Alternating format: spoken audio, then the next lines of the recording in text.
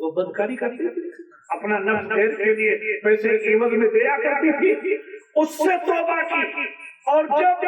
نامۂ اعمال کھولے گئے تو اسی نیک عمل کی بنیاد پر اللہ نے تمام گناہوں پر معافی کا قلم پھیر دیا۔ ہم آنے والوں میں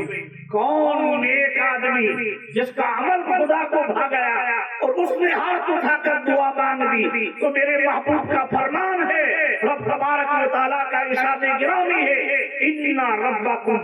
حَيٌّ كَرِيمٌ يَسْتَحْيِي مِنْ عَبْدِهِ إِذَا رَفَعَ إِلَيْهِ يَدَيْهِ أَنْ يَرُدَّهُمَا صِفْرًا۔ جب بندہ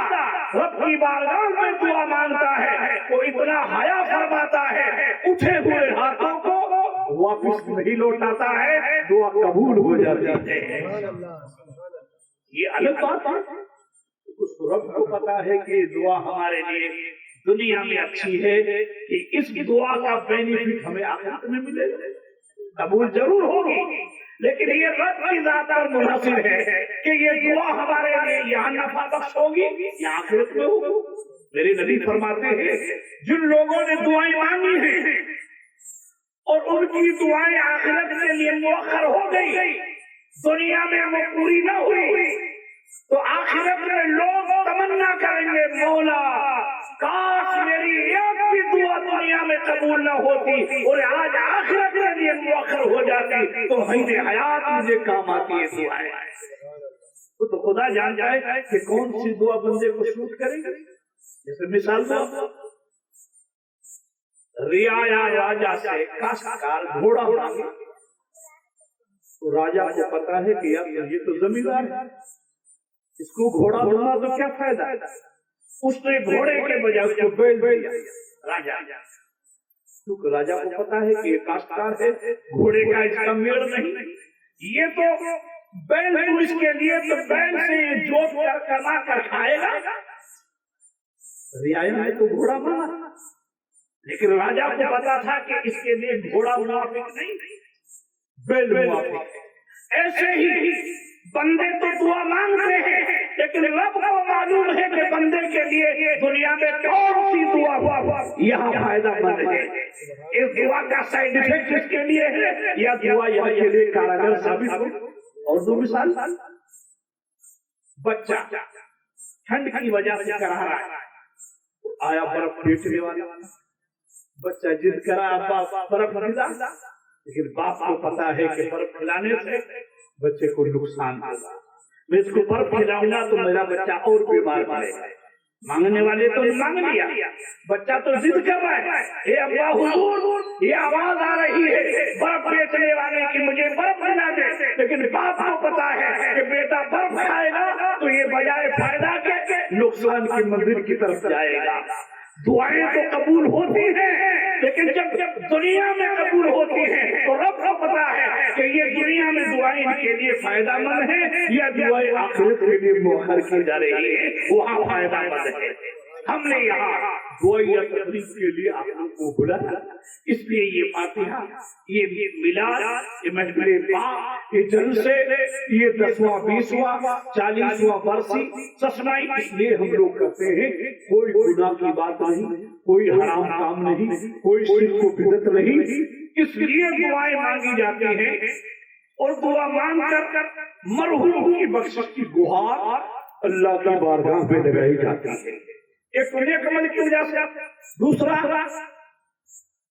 اچھے وچاروں کا آدمی اچھا ہوتا ہے۔ اسلام میں شکل صورت سے اچھا نہیں ہوتا، آدمی اچھے وچاروں سے اچھا ہوتا ہے۔ ایک آدمی کا بستی میں سب وچار ہے، دیکھیں وہ اس کا اتنا اچھا وچار، اتنی اچھی سوچ کہ سارا گاؤں کما کر کھائے، سارے لوگ امن چین سے رہے، سارے لوگ بھائی چارہ بنا کر رہے۔ ایک آدمی ایسا ہے کہ اپنے اتنا بھلا چاہ رہا ہے کہ گاؤں بھاڑ میں جائے، اب ان کو دیکھنے کے لیے دیکھتے ہم نے آیا اس گاؤں میں یہ آدمی بہت اچھا ہے،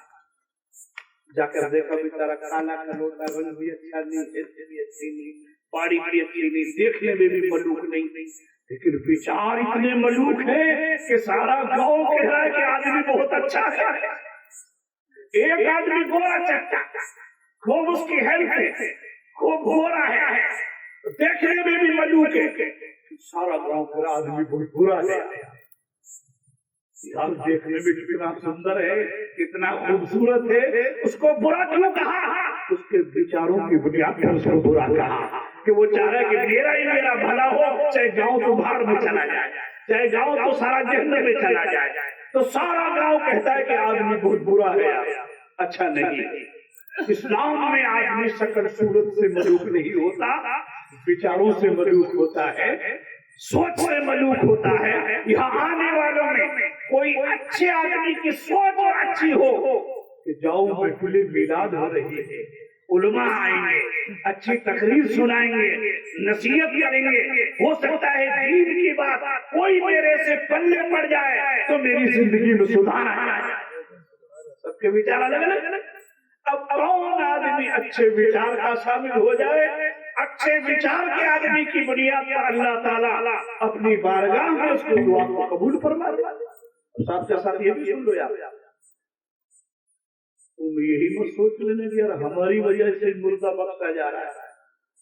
کتنے مردے ایسے اچھے ہوتے ہیں کہ ان کی وجہ سے ہم گنہگار بھی بخش دیے جائیں۔ سبحان اللہ۔ آدمی یہ بھی مت سوچے یار میں اتنا پوتر ہوں یار میرے آنے سے یہ بخشا گیا۔ تذکرۃ الصالحین ایک واقعہ لکھا ہے،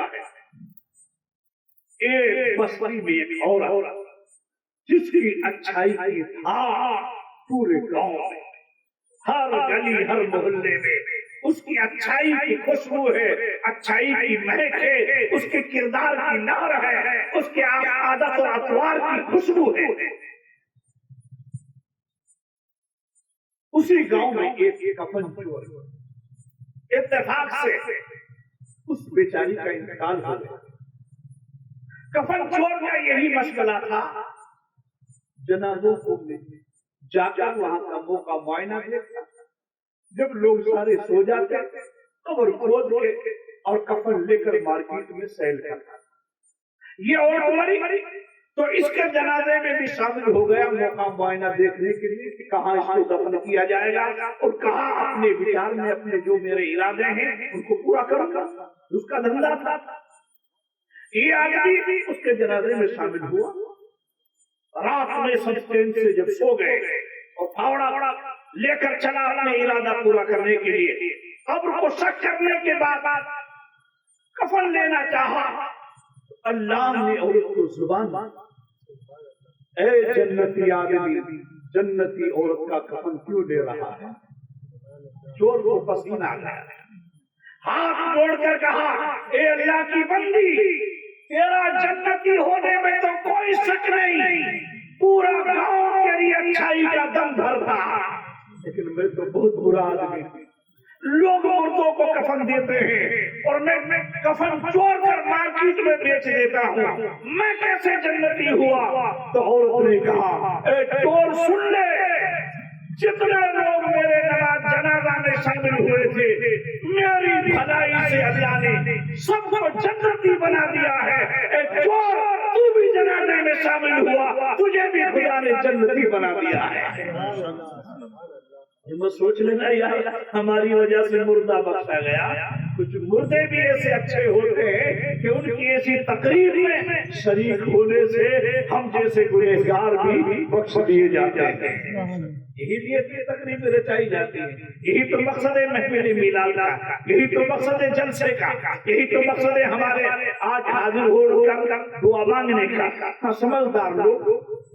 محمود غزنوی عظیم بادشاہ ہے، شاہی محل میں گیا، اس میں قرآن شریف رکھا ہوا، جب اس نے پاؤں پسارا تو دیکھا کہ تاق میں قرآن رکھا ہوا ہے تو فوراً خادم کو بلا کے کہا کہ قرآن کو دوسرے روم میں رکھ کے آؤ۔ انہوں نے قرآن کو دوسرے روم میں رکھا تو بادشاہ کے دل میں جان پیدا ہوا، اے بادشاہ تو نے اپنے آرام کے لیے اور قرآن کو دوسرے روم میں بھیج دیا، چاہیے تو تمہیں تھا کہ تم روم بدلتے، تم نے اپنے آرام کے لیے اللہ کی عظیم کتاب کو دوسرے کمرے میں بھیج دیا۔ فوراً خادم کو بلا کر کہا کلام پاک کو لاؤ، اسی طاق میں رکھو، میں جاتا ہوں دوسرے کمرے میں۔